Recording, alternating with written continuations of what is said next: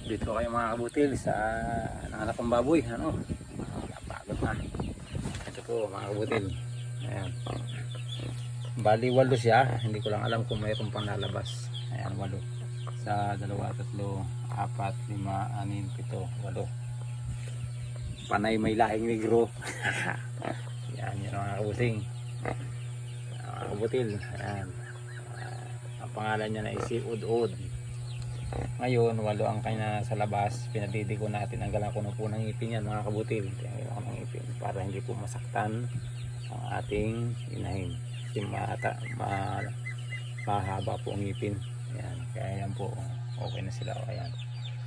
Ayan. Salamat po sa Panginoon dahil kahit paano naka 8. Sana meron pang lumabas kasi nung una 8 yun, may sumunod pang 2. Sana nga mabul pa.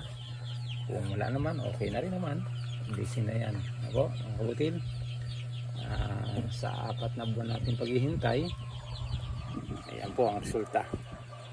Sana po lumaki malusog, hindi wala po mabawas kanila. Kabutil, mabuhay po ang magpapaboy.